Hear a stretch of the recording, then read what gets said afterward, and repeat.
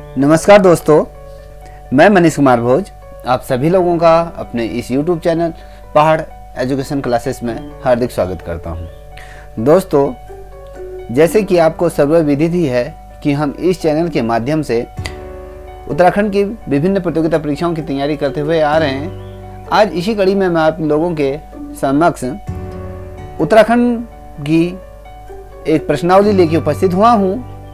इस प्रश्नावली से आपके आगामी परीक्षाओं में क्वेश्चन पूछे जाएंगे। आइए शुरुआत करते हैं आज की प्रश्नावली का। इस श्रृंखला की प्रश्नावली नंबर 1 पे हम आज चर्चा करेंगे। आइए शुरुआत करते हैं इस श्रृंखला के पहले क्वेश्चन पर।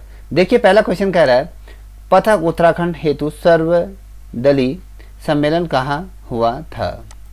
यह हुआ, देखिए दोस्तों, जिस समय उत्तराखंड पृथक राज्य हेतु ये मांग हो रही थी, लगातार उत्तराखंड राज्य को एक बनाने के लिए सभी दलों का यहाँ पर क्या बोलते हैं जोर आजमाइश हो रही थी, तो तमाम जो दल थे उनको एकजुट करने की बात हो रही थी। एक जगह पर ये सभी दल इकट्ठा हुए थे, या कहें प्रथम सर्वदलीय सम्मेलन, मगर सभी दल एक जगह पर आकर यहाँ पर इनका सम्मेलन हुआ था। ये किस स्थान पर हुआ था ये कह रहा है। देखिए, देहरादून, मसूरी या नैनीताल, कर्णप्रयाग। दोस्तों, अगर इस प्रश्न का अगर सही आंसर दूं तो ये कर्णप्रयाग के अंतर्गत ये सम्मेलन हुआ था।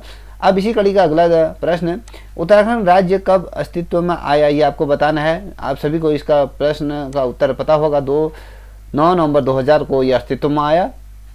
और तीसरे नंबर का प्रश्न है, उत्तराखंड राज्य का नाम बदलकर उत्तराखंड कब किया गया? देखिए, जब उत्तराखंड का गठन हुआ उस समय उत्तराखंड का जो नाम पड़ा था, उस समय उत्तराखंड को उत्तरांचल के नाम से ये जाना गया, क्योंकि ये हमारा देश का 27वें राज्य के रूप में उभर कर एक पर्वतीय राज्य ये बना, जिसका नाम उस समय उत्तरांचल ये रखा गया था। बाद में इसका नाम को संशोधित कर दिया गया था। इसके 6 वर्ष बाद, इसके गठन के 6 वर्ष बाद उत्तराखंड राज्य का नाम बदलकर उत्तरांचल से बदलकर उत्तराखंड कर दिया गया था। देखिए, पहला जो ऑप्शन है 9 नवंबर 2000 को, या 1 जनवरी 2007 को, या 9 जनवरी 2001 को, या 1 जनवरी 2006 को। दोस्तों, इसका अगर सही उत्तर दूं तो 1 जनवरी 2007 को ये उत्तरांचल का नाम बदलकर उत्तराखंड कर दिया गया। अब इसी कड़ी में अगला क्वेश्चन ये कह रहा, उत्तराखंड राज्य बनने की घोषणा भारत के किस प्रधानमंत्री ने की? जिस समय उत्तराखंड राज्य का जब गठन हो गया था और उस समय इसकी घोषणा के लिए लाल किले से उत्तराखंड 27वें देश का 27वें राज्य के रूप में जब ये घोषणा की गई थी, तो उस समय किस प्रधानमंत्री द्वारा इसकी घोषणा की गई थी आपको बताना है। उसमें ये अटल बिहारी वाजपेयी द्वारा किया गया, एच.डी. गौड़ा, देव गौड़ा द्वारा की गई थी, नरसिम्हा राव द्वारा किया गया था, इनमें से कोई नहीं। तो उस समय के वर्तमान में जो प्रधानमंत्री थे, एच.डी. देव गौड़ा द्वारा ये लाल किले के माध्यम से उत्तराखंड की ये घोषणा की गई थी। ठीक है। अब इसी कड़ी का 5वें नंबर का प्रश्न, उत्तराखंड राज्य का गठन हुआ कब हुआ? उत्तराखंड राज्य का गठन किस धारा के अंदर, संविधान के किस धारा के अकॉर्डिंग उत्तराखंड राज्य का गठन या कहीं इसका अस्तित्व सामने आया, तो आपको बताना है। देखिए, संविधान की अनुसूची या कहें इसकी धारा 2 के अंतर्गत किया गया है, या संविधान की धारा 3 के अंतर्गत किया गया है, संविधान की धारा 2 और 3 के अंतर्गत किया गया, या इनमें से उपरोक्त में से कोई नहीं। देखिए, ये संविधान की जो धारा 3 के अंतर्गत उत्तराखंड राज्य का ये क्या किया गया था? गठन किया गया था। ये बहुत ज़्यादा महत्वपूर्ण प्रश्न है। अब इसी कड़ी का 6ठे नंबर का प्रश्न, उत्तराखंड राज्य का भाग है। उत्तराखंड जब बना तो ये किस राज्य से पृथक होकर एक नया राज्य के रूप में ये बनकर समक्ष आया, ये आपको बताना है। देखिए, उत्तर प्रदेश से पृथक हुआ, या हिमाचल से पृथक हुआ, या स्वतंत्र क्षेत्र था, या इनमें से कोई नहीं। देखिए, आप सभी को पता होगा उत्तर प्रदेश से ये विभाजित होकर उत्तराखंड राज्य का ये गठन किया गया। इसी कड़ी का 7वें नंबर का प्रश्न, उत्तराखंड का गठन किस समिति की सिफारिशों पर हुआ?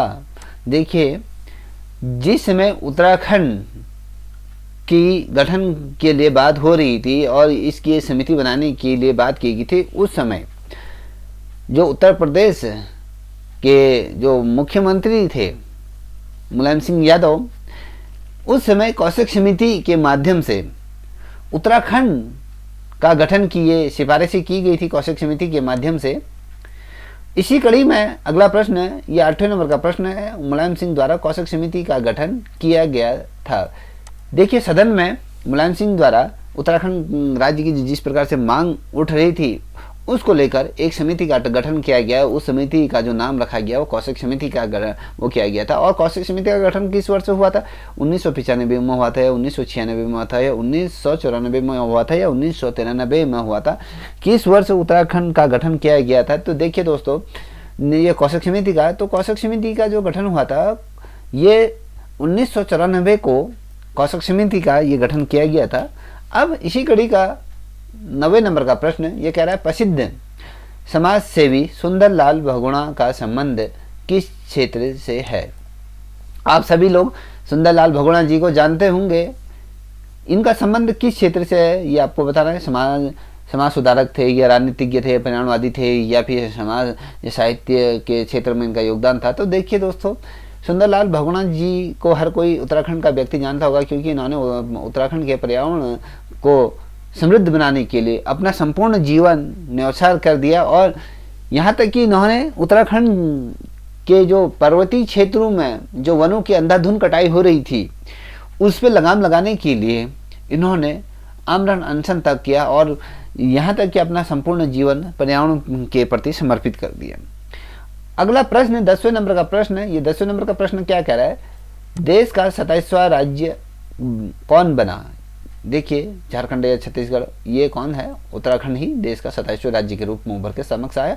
और 11 नंबर का प्रश्न है, उत्तराखंड राज्य स्थित है, उत्तराखंड राज्य किस एटीट्यूड में स्थित है, या कहें कौन सा दिशा की तरफ ये स्थित है? ये देश के उत्तर दिशा में है, या मध्य में है, या पश्चिम में है, या उत्तर पश्चिम में है? तो देखिए दोस्तों, ये आपके उत्तर दिशा की तरफ क्या है, ये स्थित है। ठीक है। अब इसी कड़ी में अगला प्रश्न जो आप लोगों के समक्ष रखने जा रहा हूँ, 12 नंबर का प्रश्न है, उत्तराखंड राज्य की मांग सबसे पहले की। देखिए जो उत्तराखंड राज्य की जो सबसे पहली मांग जो उठी वो व्यक्ति हैं कॉमरेड PC जोशी द्वारा उत्तराखंड की क्या की गई थी? सर्वप्रथम मांग रखी गई थी। अब इसी कड़ी में 13वें नंबर का प्रश्न ये कह रहा है, पृथक राज्य हेतु आंदोलन तीव्र हुआ। किस कारण से उत्तराखंड में लगातार ये मांग उठी थी कि उत्तराखंड एक पृथक राज्य के रूप में उभर के समक्ष आए? ये क्यों लगातार इन चीज़ों पर स्वर जनता उठा रही थी? कि ऐसी क्या कमी इस पृथक उत्तराखंड राज्य के लिए मांग के लिए तीव्र हो रही थी? आंदोलन जो हो रहे थे, जन आंदोलन, तो जिसमें राजनीतिक पक्षपात के कारण हो रहा था, ये क्षेत्रीय असमानता के कारण हो रहा था, या सरकारी नौकरी व शिक्षण संस्थानों में आरक्षण के लिए हो रहा था, या मुलायम सिंह सरकार की भेदभावपूर्ण नीति के कारण? देखिए दोस्तों, उस समय सरकारी नौकरियों का अभाव था और शिक्षण संस्थानों में भी अभाव था, और आरक्षण के कारण ये क्या हुआ, इस देश में जो 27वें राज्य के रूप में जिस राज्य का गठन हुआ वो उत्तराखंड है, जहां पर सरकारी नौकरियों व शिक्षण संस्थानों में आरक्षण के कारण इस आंदोलन में तीव्रता आई। ठीक है। अब इसी कड़ी का 14 नंबर का प्रश्न है, ये मुजफ्फरनगर कांड संबंधित है। किस राज्य से इसका संबंध है? आप सभी को ऑब्वियसली पता होगा, उत्तराखंड राज्य से इसका संबंध है। और जो मुजफ्फरनगर कांड हुआ था, किस वर्ष ये मुजफ्फरनगर कांड हुआ था? 2 अक्टूबर 1994 में हुआ था, 2 अक्टूबर 1995 में हुआ था, 2 सितंबर 1994 को हुआ था, या 2 सितंबर 1995 को? किस वर्ष से ये मुजफ्फरनगर कांड हुआ था? तो आपको पता होगा 2 अक्टूबर 1994 को ये घटना घटित हुई थी। दोस्तों, यदि आप लोगों को इस चैनल के माध्यम से आपकी प्रतियोगिता परीक्षाओं के लिए इस श्रृंखला से हेल्पफुल हो रही होगी, आपको कहीं ना कहीं इसकी मदद प्राप्त हो रही होगी, तो प्लीज़ आपसे रिक्वेस्ट है कि इस चैनल को भी सब्सक्राइब करें, साथ ही अपने दोस्तों को भी साझा करें। देखिए इसी कड़ी का 16 नंबर का प्रश्न कह रहा है कि रामपुर तिराहा संबंध है, किस चीज़ से इसका संबंध है? मसूरी कांड से हुआ था, या खटीमा कांड से हुआ, मुजफ्फर कांड से हुआ था, ये इनमें से कोई? देखिए रामपुरा जो तिराहा था ये मुजफ्फरनगर कांड से संबंधित है। ठीक है। अब 17 नंबर का प्रश्न कह रहा है, उत्तराखंड की राजधानी का नाम क्या है? आपको बताना है। देखिए कहाँ पर ये स्थित है, देहरादून में है, या नैनीताल में, हरिद्वार, या टिहरी? आप सभी को पता होगा कि उत्तराखंड का जो राजधानी का नाम है वो देहरादून या अस्थायी रूप में है, और स्थायी रूप में अगर पूछा जाएगा तो गैरसैंण ये है। ठीक है। अब उत्तराखंड में 2 प्रकार की राजधानियाँ बनाई गई हैं, और शीतकालीन और ग्रीष्मकालीन जो राजधानी बनाई गई है। और जो ये ग्रीष्मकालीन राजधानी, ये शीतकालीन राजधानी बनाई गई वो आपके गैरसैंण और देहरादून ये बनाएगी। ठीक है।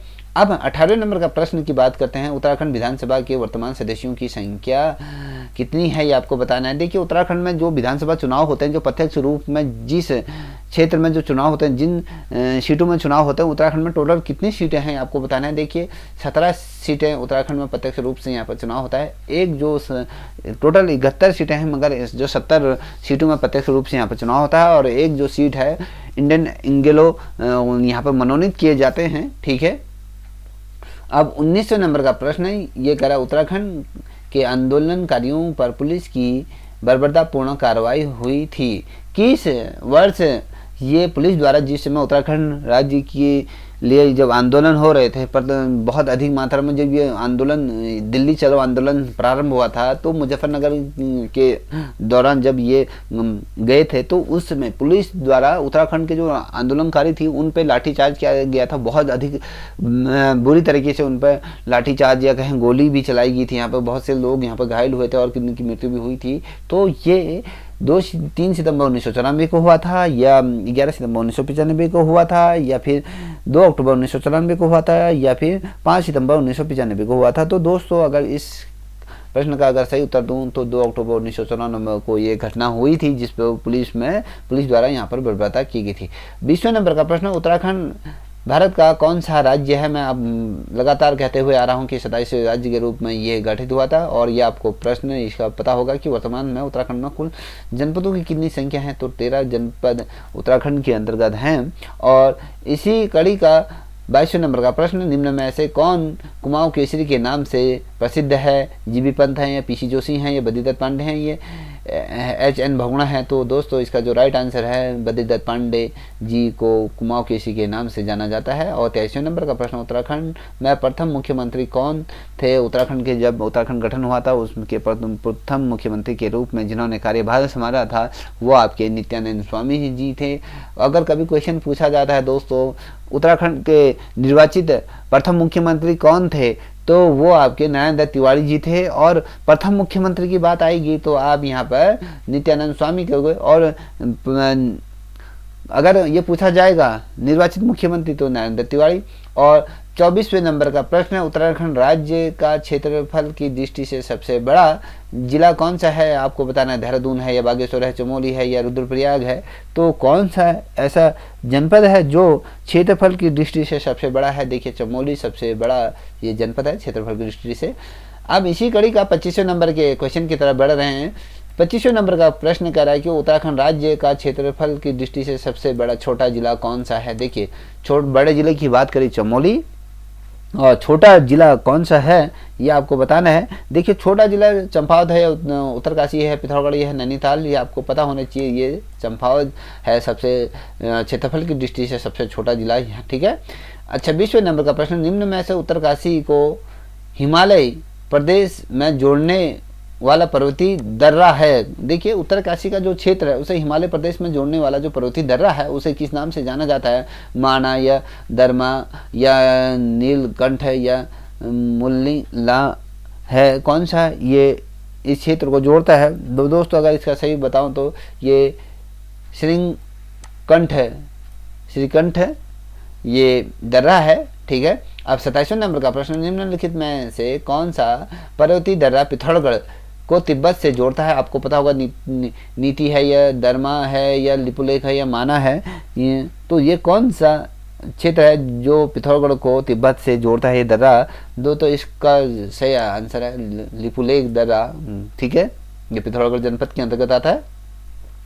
और 28वें नंबर का प्रश्न है, चमोली जिले के गैरसैंण को उत्तराखंड की ग्रीष्मकालीन राजधानी बनाए जाने के बाद 2 राजधानी वाला राज्य बन गया। देखिए मैंने इससे पूर्व कहा था ना, ग्रीष्मकालीन जो राजधानी जो बनाई गई थी वो आपके गैरसैंण को बनाई गई है, और शीतकालीन राजधानी आपके देहरादून को बनाई गई। उत्तराखंड ऐसा राज्य बन गया है जहाँ पर 2 राजधानी यहाँ पर बनी हैं। देखिए ये जो देश का कौन सा राज्य बना है, तीसरा या चौथा या पांचवा या छठा।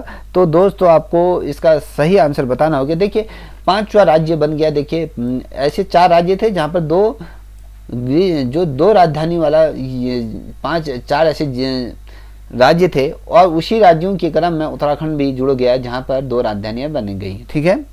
अब इसी कड़ी का 29वें नंबर का प्रश्न है, उत्तराखंड में तहसीलों की संख्या कितनी है? क्वेश्चन पूछा जाएगा, बहुत महत्वपूर्ण क्वेश्चन है। देखिए 40 हैं या 44 हैं या 49 है या 52 है, कितने तहसील हैं आपको अपने। देखिए 49 तहसीलों की संख्या उत्तराखंड के अंतर्गत है, ठीक है। 30वें नंबर का प्रश्न, उत्तराखंड राज्य को निम्न में से किस देश की सीमाएं स्पर्श करती हैं? बहुत दफे क्वेश्चन पूछा जाता है। देखिए उत्तराखंड को कौन कौन से देश की सीमाएं यहाँ पर स्पर्श करती हैं, ये आपको पता होना चाहिए, बहुत ज़्यादा महत्वपूर्ण प्रश्न है। नेपाल, चीन या बांग्लादेश या नेपाल या पाकिस्तान, या इनमें से कोई नहीं। आप सभी को पता होगा नेपाल पिथौरागढ़ जनपद, और ये भी चीन पिथौरागढ़ जनपद को ये क्या करते हैं, स्पर्श करते हैं। ये राज्य की ये सीमाएँ ये लगती हैं उत्तराखंड राज्य से। देखिए 31वें नंबर का प्रश्न है, निम्न में से उत्तराखंड में सर्वाधिक ऊंचाई पर कौन सा पहाड़ी स्थान है? ये आपको बताना है। देखिए सबसे ऊंचा राज्य में जो पहाड़ी स्थान है वो किसे माना जाता है? नैनीताल को, मसूरी को, हरिद्वार को या रुद्रपुर को। देखिए मसूरी सबसे ऊंची चोटियों के श्रृंखला में ये आती है, पहाड़ी स्थान ये माना जाता है, ठीक है। अब इसी कड़ी में 32वें नंबर का प्रश्न, उत्तराखंड राज्य का आकार किस प्रकार से है? कभी क्वेश्चन बनता है, ये वृत्ताकार है, त्रिकोणीय है, वर्गाकार है, आयताकार है। दोस्तों उत्तराखंड का जो आकार है आयताकार रूप में उत्तराखंड का नक्शा आप देखोगे तो आयताकार रूप में ये आपको देखने को मिलेगा, ठीक है। अब इसी कड़ी का मैं अगला प्रश्न आपके समक्ष रखता हूँ। जो अगला प्रश्न है आप लोगों के समक्ष 23वें नंबर का प्रश्न, उत्तराखंड का सबसे बड़ा जनपद है। देखिए क्षेत्रफल की दृष्टि से तो आपको चमोली बता दिया था, और उसके बाद और क्षेत्रफल की जो दृष्टि से सबसे छोटा राज्य की जो हमने बात की थी आपसे, वो आपके चंपावत है। अब यहाँ पर जो है सबसे बड़ा जनपद की बात करें, देखिए मसूरी जनपद नहीं है, गोपेश्वर जनपद नहीं है, ये नरेंद्र नगर जनपद नहीं है। ये जनपद के तौर पर आपके उत्तरकाशी सबसे बड़ा क्या है, ये जनपद है, ठीक है। अब 34वें नंबर का प्रश्न आप लोगों के समक्ष रखने जा रहा हूँ। चमोली जनपद का कौन सा दर्रा चीन को जोड़ता है, ये आपको बताना है। देखिए ऐसा दर्रा जो इस दर्रे से चीन इससे जुड़ता हुआ आगे को बढ़ता है, तो ये कौन सा है? देखिए माना दर्रा है, नीति दर्रा है, दामा दर्रा है या बाहोती दर्रा है। तो ये कौन सा है? ये माना दर्रा है जो चमोली जनपद और चीन को ये जोड़ता हुआ आगे को बढ़ता है। और 35वें नंबर का ये प्रश्न, उत्तराखंड राज्य का सर्वोच्च शिखर है, कौन सा है आपको बताना है। देखिए आप सभी को पता होगा ये नंदा देवी सर्वोच्च शिखर है। और 36वें नंबर का प्रश्न महत्वपूर्ण प्रश्न है, कई दफे पूछा जाता है। देखिए उत्तराखंड का क्षेत्रफल कितना है? देखिए यहाँ पर दिया गया है 52,483 वर्ग किलोमीटर, 53,483 या 56,483 या 57,483 वर्ग किलोमीटर। तो ये कौन सा इसमें सही है ये बताना है। देखिए 53,483 वर्ग किलोमीटर क्षेत्र के अंतर्गत ये उत्तराखंड फैला हुआ है। और 37वें नंबर का प्रश्न, उत्तराखंड को वैदिक काल में किस नाम से जाना जाता है, ये आपको बताना है। देखिए हिमवंत खंड या हेमवंत या फिर केदारनाथ या फिर मानस खंड, किस नाम से इसे जाना जाता है? तो हेमवंत नाम से उत्तराखंड को वैदिक काल में जाना जाता है। अब इसी कड़ी का 38वें नंबर का प्रश्न, वन अनुसंधान संस्थान कहाँ स्थित है? श्रीनगर में है, देहरादून में है, चमोली में है या ऋषिकेश में? आपको पता होगा ये देहरादून के अंतर्गत स्थित है। और इसी कड़ी का 39वें नंबर का, भारतीय प्रशासनिक प्रशिक्षण संस्थान स्थित है कहाँ है? ये नैनीताल में है या देहरादून में है या मसूरी में है, ये श्रीनगर में है। तो ये कहाँ ये स्थित है आपको बताना है। देखिए मसूरी में है। ये भारतीय प्रशासन अकेडमी वो अकेडमी होती है जहाँ पर IPS या IS ऑफिसरों की यहाँ पर क्या होती है, ट्रेनिंग होती है। जो सिविल सर्विस की जो परीक्षा उत्तीर्ण करके जाते हैं उनका यहाँ पर प्रशिक्षण होता है, ठीक है। ये आपके देहरादून के अंतर्गत आता है। देखिए 40वें नंबर का प्रश्न है, खटीमा कांड हुआ था किस वर्ष? खटीमा कांड हुआ था ये आपको बताना है 1 सितंबर 1994 को खटीमा कांड हुआ था। और मसूरी कांड की यदि बात करें, बहुत दफे क्वेश्चन पूछा जाता है। इन जो खटीमा कांड हो गया, मसूरी कांड हो गया या रामनगर मुजफ्फरनगर कांड हो, ये इसमें बच्चे क्या हो जाता है, कन्फ्यूज हो जाता है। आपको पता होना चाहिए कि खटीमा कांड 1 सितंबर 1994 को हुआ था और मसूरी कांड 2 सितंबर 1994 को। एक दिन पहले क्या होता है, ये 1 सितंबर को खटीमा कांड होता है, उसी के तुरंत बाद 2 सितंबर 1994 को ये क्या होता है, मसूरी में भी ये कांड हो जाता है, ठीक है। अब उत्तराखंड राज्य स्थित है किस अक्षांश और देशांतर के मध्य ये स्थित है, आपको ये बताना है। 42वें नंबर का प्रश्न है। देखिए 28 अक्षांश और देशांतर और 31 और 28 उत्तरी अक्षांश में क्या है, उत्तराखंड राज्य स्थित है, ठीक है। अब देखिए उत्तराखंड राज्य की स्थिति के बारे में पूछ रहा है, तो उत्तराखंड की राज्य की स्थिति किस स्थिति में उत्तराखंड ये स्थित है, ये आपको बताना है।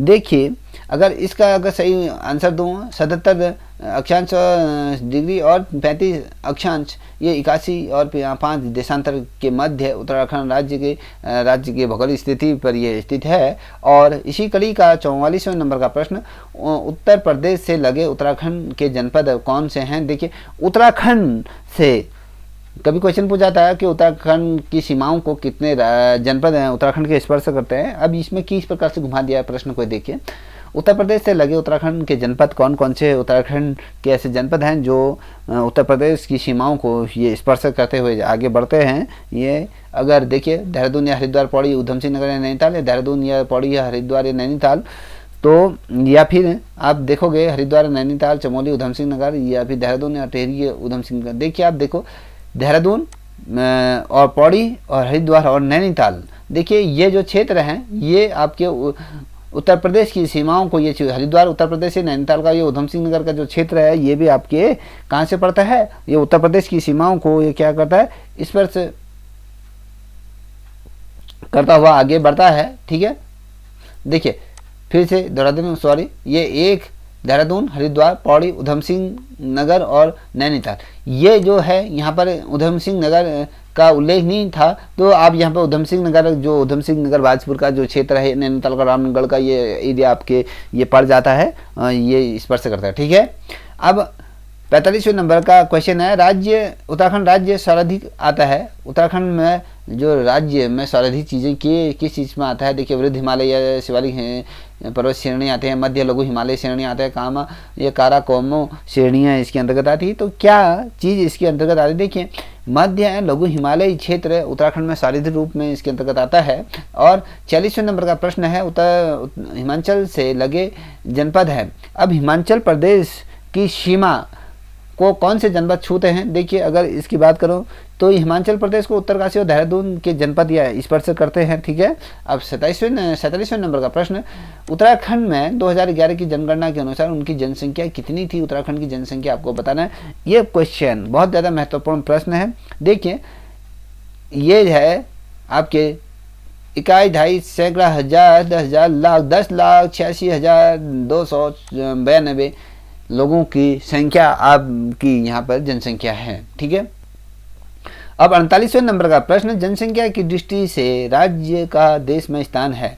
जनसंख्या के हिसाब से अगर हम पूरे देश की बात करें तो उसमें उत्तराखंड किस नंबर पर ये आता है। अगर बात करूँ ये 20वें क्रम में जनसंख्या के मामले में का उत्तराखंड आता है। ठीक है, अब 49 नंबर का प्रश्न, 49 नंबर का प्रश्न, उत्तराखंड राज्य में 2011 की जनगणना के अनुसार महिला साक्षरता दर है। देखिए जब उत्तराखंड में 2011 में जब जनगणना हुई थी उसके आधार पर उत्तराखंड में महिलाएं कितनी साक्षरता हैं, ये कितनी साक्षर इसके अकॉर्डिंग रही हैं। देखिए 70% या 65%, 75% या 55%, 54%, 70% जो महिलाएं क्या हैं यहाँ पर साक्षर हैं। ठीक है, अब 50वें नंबर का प्रश्न, उत्तराखंड का सर्वाधिक ऊंचा पर्वत शिखर नंदा देवी की जनपद के अंतर्गत आता है। देखिए उत्तराखंड का जो सर्वाधिक ऊंचा पर्वत की यदि बात कभी आती है तो नंदा देवी है। और अब इससे रिलेटेड अगर जनपद पूछा जाएगा तो आपको पता होना चाहिए कि जनपद नैनीताल है, अल्मोड़ा है या कालागढ़ है, ये चमोली जनपद के अंतर्गत नंदा देवी पर्वत श्रृंखलाएं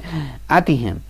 अब इसी कड़ी में 91वें नंबर का प्रश्न, चाइना पीक कहाँ स्थित है। आप सभी को पता होगा ये उत्तराखंड के अंतर्गत है, चाइना पीक स्थित है। ठीक है, जो नैनीताल जनपद के अंतर्गत आता है। अब अगला प्रश्न 52वें नंबर का प्रश्न ये कह रहा है कि उत्तराखंड राज्य में स्थित हिमालय की सर्वाधिक ऊंची चोटी है। कौन सी ऊंची चोटी है उत्तराखंड में हिमालय की। देखिए माउंट गवानी आर्कटिक, ये क्या है आपकी उत्तराखंड में सर्वाधिक ऊंची हिमालय की श्रृंखला है। अब बात करते हैं 53 नंबर का प्रश्न, उत्तराखंड में नंदा देवी शिखर की ऊंचाई समुद्र तल से कितनी मीटर है आपको बताना है। दोस्तों देखिए 7,816 या 7,665 या 7,344 या 7,137। तो इसका अगर सही आंसर दूं तो इसका सही जो उत्तर है आपका ये 7116 मीटर की ऊंचाई पर क्या है, नंदा देवी शिखर है समुद्री तल से। और 54 नंबर का प्रश्न 2011 के अनुसार उत्तराखंड में जो साक्षरता दर है ये कितनी प्रतिशत है, ये आपको बताना है। 78.8 या 72 या 65 या 80, तो कितनी प्रतिशत उत्तराखंड में साक्षरता है, तो देखिए 78.8% उत्तराखंड में साक्षरता दर है। ठीक है। 55 नंबर का प्रश्न है, ये कह रहा है 2011 की जनगणना के अनुसार उत्तराखंड में सर्वाधिक साक्षरता वाला जनपद कौन सा है। जब जनगणना हुई थी उसके अकॉर्डिंग सबसे पढ़ा लिखा जनपद कौन सा है, यह आपको बताना है। देखिए ये देहरादून है, पौड़ी है, ये पिथौरागढ़ है, नैनीताल। तो देहरादून ऐसा जनपद है जो साक्षरता या कहें महिला और पुरुष साक्षरता यहाँ पर सर्वाधिक है। और 56 नंबर के प्रश्न है, 2011 की जनगणना के अनुसार राज्य का जनसंख्या घनत्व कितना वर्ग किलोमीटर प्रति है, ये आपको बताना है। 133 या 150 या 160 या 179। तो दोस्तों आपका ये 189 क्या है, 89 आपका ये उत्तराखंड का जनसंख्या प्रति व्यक्ति किलोमीटर में ये रहते हैं। ठीक है। 97 नंबर का प्रश्न, उत्तराखंड राज्य का सर्वाधिक लिंगानुपात वाला जनपद कौन सा है। ये बागेश्वर, अल्मोड़ा है या नैनीताल है या रुद्रप्रयाग है, आपको बताना है। देखिए ये अल्मोड़ा जनपद है जो सर्वाधिक लिंगानुपात वाला है। 1000 पर पुरुषों की संख्या के अकॉर्डिंग यहाँ पर महिलाओं की संख्या अधिक है। देखिए सर्वाधिक 58 नंबर का प्रश्न है, सर्वाधिक जनसंख्या वाले जनपदों के घटते हुए क्रम को यहाँ पर लिखना है कि पहले कौन सा जनपद है वो घटते हुए क्रम में ये लिखना है। देखिए इसका सही से उत्तर दो, पहले हरिद्वार, फिर देहरादून, फिर उधम सिंह नगर, फिर नैनीताल। सबसे ज़्यादा जनसंख्या आपके हरिद्वार में, फिर देहरादून में, फिर उधम सिंह नगर में, फिर नैनीताल जनपद में है, ये है। ठीक है। अब इसी क्रम में सर्वाधिक कम जनसंख्या वाले जनपद को बढ़ते हुए क्रम में लिखना है। पहले देखिए इसका राइट आंसर पहले रुद्रप्रयाग है, फिर चंपावत पे, बागेश्वर, उत्तरकाशी। ठीक। कभी क्वेश्चन पूछा जाता है ना सर्वाधिक ज़्यादा जनसंख्या वाला जनपद अगर उत्तरकाशी और कम वाला रुद्रप्रयाग, ऐसे करके ये आप बता सकते हो। ठीक है। अब 60वें नंबर का प्रश्न है, ये कह रहा है जनसंख्या की दृष्टि से उत्तराखंड राज्य का सबसे बड़ा जनपद कौन सा है। नैनीताल है, देहरादून है या हरिद्वार है, उधम सिंह नगर है, तो आपको बताना है। देखिए दोस्तों सबसे बड़ा जो जनपद है आपके देहरादून है। ठीक।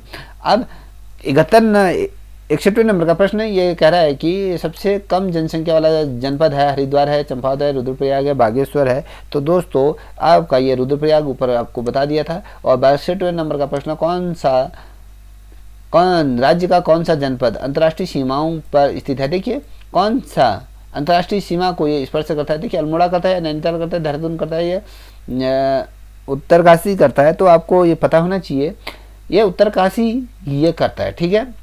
अंतर्राष्ट्रीय सीमा पर स्थित है। अब 63वें नंबर का प्रश्न, देश का प्रमुख कृषि विश्वविद्यालय कहाँ स्थित है। आपको सभी को इसका प्रश्न पता होगा, ये पंतनगर में स्थित है।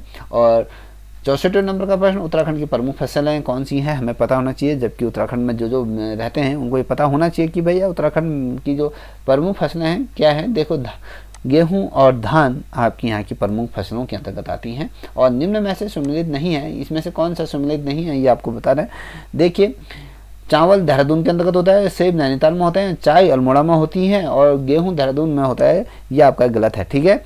अब 66वें नंबर का प्रश्न है, राज्य का प्रमुख सब्जी उत्पाद वाला जनपद के बारे में बताना है आपको कौन सा है। देखिए कौन सी चीज़ यहाँ पर होता है उत्पाद, आलू का होता है, कटहल का होता है, लौकी का होता है, मिर्च का होता है।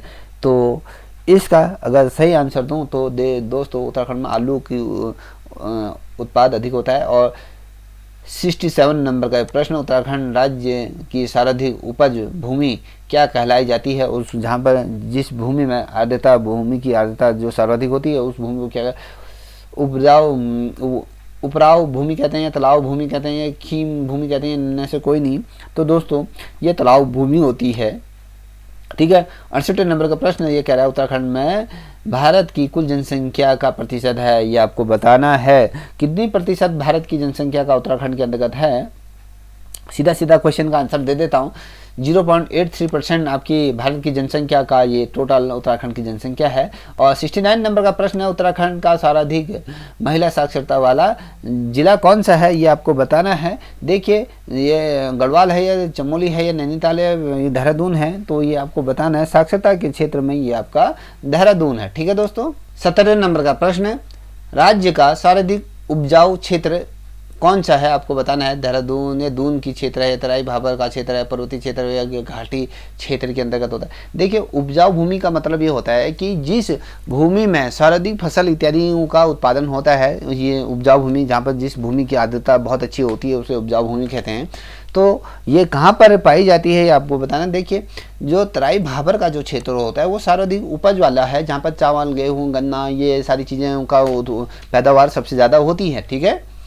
अब 71वें नंबर का प्रश्न कह रहा है कि उत्तराखंड की कितनी प्रतिशत जनसंख्या कृषि से जुड़ी हुई है, ये आपको बताना है। देखिए उत्तराखंड का जैसे भौगोलिक परिस्थिति है तो उसके हिसाब से उत्तराखंड की कितनी जनसंख्या है जो कृषि चीज़ों से ये जुड़ी हुई है। देखिए यहाँ पर दिया है 70% दिया है और आपका 90% दिया है, या आपके यहाँ पर थोड़ा सा 900 का जवाब ये गलत है, या 100% होगा, या फिर 85% ये जुड़ी हुई है। तो दोस्तों अगर मैं बात करूँ तो 90% यहाँ के जो लोग हैं वो कृषि पर आधारित होते हैं। ठीक है। अब 72 नंबर का प्रश्न है, उत्तराखंड का कितना क्षेत्र कृषि योग्य है। आपको पता होगा जैसे कि उत्तराखंड की भौगोलिक परिस्थितियां हैं, यहाँ पर सारे रूप में जंगल, पेड़ पौधे और पर्वतीय क्षेत्र होने के बाद यहाँ पर जो कृषि भूमि की यदि हम बात करें तो 18%, 30 या 70 या 50। तो दोस्तों यहाँ पर आप देखने को मिलेगा, और राज्यों की अपेक्षा यहाँ पर केवल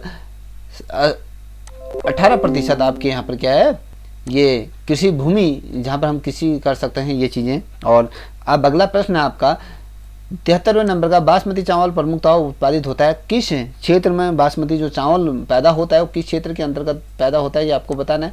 ये उधम सिंह नगर के अंतर्गत होता है, ये नैनीताल के, देहरादून या चमोली। देखिए दोस्तों जो बासमती चावल के लिए जो प्रसिद्ध क्षेत्र है वो देहरादून है। देहरादून में बासमती चावल बहुत अच्छी रूप में यहाँ पर उगाए जाते हैं, जो विदेशों को यहाँ से निर्यात होता है। ठीक है। अब 74वें नंबर का प्रश्न है, राज्य में चाय परियोजना चलाई जा रही है। देखिए कुमाऊं विकास मंडल निगम द्वारा चलाई जा रही है, गढ़वाल मंडल निगम, या दोनों मंडलों में चलाई जा रही है, स्वतंत्र संस्थाओं द्वारा चलाई जा रही है। तो दोस्तों इन दोनों मंडलों में, गढ़वाल और कुमाऊं दोनों क्षेत्रों में क्या हुआ, चाय के बागान या कहें इस परियोजना को यहाँ पर फल फूल रही है। अब 75वें नंबर का प्रश्न की तरफ बढ़ रहे हैं। देखिए निम्न में से हिमनद नहीं है। देखिए गंगोत्री हिमनद है या नहीं है, या गंगोत्री है, या मिलन है, या हेमकुंड है। दोस्तों इस श्रृंखला का जो सही उत्तर होगा, देखिए हिमनद नहीं है, हेमकुंड हिमनद नहीं है, और ये सारी चीज़ क्या है, गंगोत्री, यमुनोत्री है, मिलन, ये क्या है, हिमनद है। ठीक है। और ये हिमनद कुंड नहीं है। अब 76वें नंबर का प्रश्न, निम्न में से सम्मिलित नहीं है, ये यमुनोत्री है या यमुनोत्री हिमनद के अंतर्गत है, ये नंदा देवी पर्वत शिखर है। ठीक है। लिपुलेख ये है, फूलों की घाटी, बुग्याल। तो इसका जो सही उत्तर है ये लिपुलेख जो है हिमनद। ठीक है। ये सम्मिलित नहीं है। अब क्या है, ये एक दर्रा है।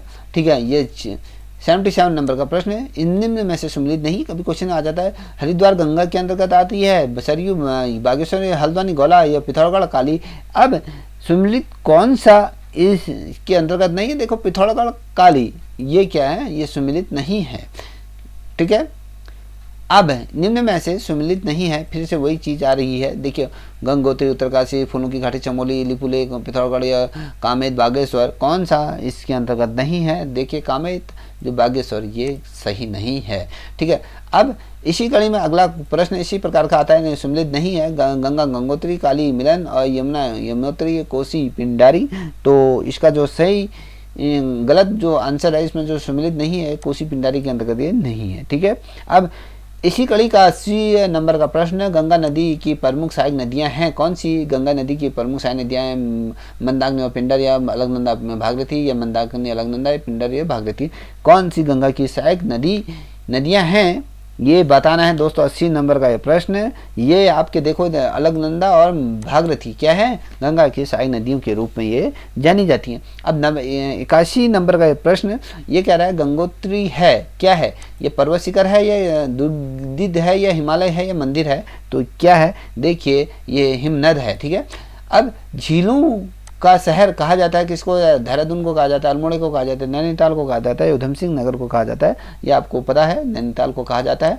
अब इसी कड़ी में उत्तराखंड राज्य से संबंधित ये चीज़ें हैं, अरौली की पर्वत श्रेणी कहाँ स्थित है, या फिर सतपुड़ा की पर्वत श्रेणी, या विंध्याचल हिमालय शिवालिक पर्वत, कौन सा उत्तराखंड के अंतर्गत ये नहीं है? देखिए, शिवालिक पर्वत श्रेणी का संबंध किससे है? उत्तराखंड से है, ठीक है, और चीज़ों का संबंध उत्तराखंड से नहीं है। अब 84 नंबर का प्रश्न, नंदा देवी पर्वत शिखर है, किस के अंतर्गत ये है? आपको इससे पूर्व मैंने बता दिया था, ये चमोली जनपद के अंतर्गत आता है। और फूलों की घाटी किसके कहाँ स्थित है, किस राज्य में स्थित है? आपको ऑब्वियसली पता होगा, उत्तराखंड राज्य में स्थित है। अब बुग्याल क्या है? 86 नंबर का प्रश्न है। बुग्याल धार्मिक स्थल है, हिमनद है, या चारागाह है, या पर्वत शिखर है? तो क्या है बुग्याल? आपको बताना है। देखिए, चारागाह के रूप में जो घास के मैदानों को क्या कहा जाता है? बुग्याल कहा जाता है। और 87 नंबर का प्रश्न ये कह रहा है फूलों की घाटी किस जनपद के अंतर्गत स्थित है? आपको पता होना चाहिए, चमोली में, उत्तरकाशी में, रुद्रप्रयाग में, टिहरी में। तो ये चमोली जनपद के अंतर्गत फूलों की घाटी स्थित है। अब 88 नंबर का प्रश्न, दून कहा जाता है, किस चीज़ को कहा? क्षैतिज घाटियों को कहा जाता है, चौरासी क्षेत्र घाटियों को कहा जाता है, दर्रों को कहा जाता है, हिमनद को कहा जाता है, किस क्षेत्र को ये कहा जाता है? देखिए, चौरस क्षेत्रीय घाटी को क्या कहा जाए? दून कहा जाता है। और पिंडारी स्थित है किस, कहाँ पर ये पिंडारी स्थित है? ये आपको बताना, अल्मोड़ा या बागेश्वर पिथौरागढ़ में है, या फिर आपके चमोली में। पिंडर जो स्थित है आपके बागेश्वर जनपद के अंतर्गत आता है। और 90 नंबर का प्रश्न है, उत्तराखंड का स्विट्जरलैंड कहा जाता है, किसे कहा जाता है? फूलों की घाटी कहा जाता है, या कोर्टो टालो की हारी को कहा जाता है, कुशाल कल्याण बुग्याल को कहा जाता है, चोपता बुग्याल को कहा जाता है, किसको कहा जाता है? ठीक है। अब 90 नंबर का प्रश्न आपको ये चोपता बुग्याल, ठीक है, इसको कहा जाता है। अब टिहरी 91 नंबर का प्रश्न, टिहरी बांध परियोजना स्थित है किस जनपद के अंतर्गत? ये टिहरी बांध परियोजना स्थित है, आपको बताना है। देखिए, टिहरी ये चमोली या रुद्रप्रयाग है, टिहरी के अंतर्गत ही स्थित है, ठीक है। टिहरी बांध परियोजना किस नदी पर इसका निर्माण किया गया है? भागीरथी, अलकनंदा या पिंडर या यमुना? इसका सही आंसर अगर बताऊं, भागीरथी नदी पर ही टिहरी बांध परियोजना को बनाए। अब मनेरी भाली परियोजना स्थित है किस जनपद के अंतर्गत ये स्थित है? आपको बताना है। ये चमोली या उत्तरकाशी या रुद्रप्रयाग या पौड़ी में? देखिए, इसका जो सही उत्तर है आपका उत्तरकाशी के जनपद के अंतर्गत ये आती है। निम्नलिखित में से सम्मिलित नहीं है, कौन सा है? ये सम्मिलित नहीं है। पंचेश्वर बांध काली या धौलागंगा या परियोजना, या धौलागंगा या कुटली भेली परियोजना, गंगा या किसाऊ योजना, यमुना? तो दोस्तों 94 का जो इसके अंतर्गत जो नहीं आता है, ये किसाऊ परियोजना यमुना, ये गलत है, ठीक है। अब हरिपुरा जलाशय स्थित है किस, कहाँ पर ये स्थित है? गुलरभोज, बाजपुर या काशीपुर या रामनगर या किच्छा या सितारगंज? इनमें से कोई नहीं दोस्तों। इसका जो राइट आंसर है आपका गुलरभोज बाजपुर के अंतर्गत ये स्थित है, ठीक है। अब 96 नंबर का प्रश्न है, पंचेश्वर बांध परियोजना संयुक्त जल परियोजना है, नेपाल भारत की सीमा पर, उत्तराखंड पश्चिम उत्तर प्रदेश की मध्य है, उत्तराखंड की है, या उत्तराखंड या तिब्बत के मध्य स्थित है? तो 96 नंबर का जो प्रश्न है ये भारत और नेपाल के मध्य पंचेश्वर बांध जल परियोजना है, ठीक है। अब निम्नलिखित में से 97 नंबर का प्रश्न है, अब इसको क्या करें, सम्मिलित कीजिए। ब्यास परियोजना नंबर 1 रामगंगा लखवार परियोजना टोंस में, या रामगंगा परियोजना यमुना, या किसाऊ परियोजना यमुना? तो क्या इसका सही क्रम होगा, इसको देखते हैं दोस्तों। इसका जो सही क्रम रहेगा ये आपका ए रहेगा, ठीक है। इसको मिला लीजिएगा, इसको आप मेरे साथ नोट्स बनाते हुए चलिएगा, ठीक है। अब 98 नंबर का प्रश्न, कॉर्बेट नेशनल पार्क स्थित है कहाँ है? उत्तराखंड के अंतर्गत है। जिम कॉर्बेट नेशनल पार्क के बाद परियोजना का शुभारंभ कब किया गया था? 1970 में, 1947 में, 1973 में, या फिर 1936 में? किस वर्ष किया गया था? देखिए 1973 में किया गया था। और जिम कॉर्बेट नेशनल पार्क का नाम पड़ा, देखिए जिम कॉर्बेट के नाम पर पड़ा या रामजे के नाम पर पड़ा, जेम्स एस हेनरी के नाम पे में से? देखिए जिम कॉर्बेट के नाम पर ही आपका जिम कॉर्बेट का ये पार्क के नाम पड़ा, ठीक है दोस्तों। अब इससे आगे के प्रश्न में अगली श्रृंखला में आप लोगों के समक्ष लेके उपस्थित आऊँगा। आज की जो श्रृंखला रहेगी वो 100 नंबर की श्रृंखला रहेगी दोस्तों। यदि आप लोगों को ये श्रृंखला आपके एग्जाम के दृष्टिकोण से हेल्पफुल लगे तो प्लीज़ इस चैनल को सब्सक्राइब करें, साथ ही कमेंट करें और अपने दोस्तों के बीच साझा करें। तब तक के लिए इतना ही। जय हिंद, जय भारत, जय।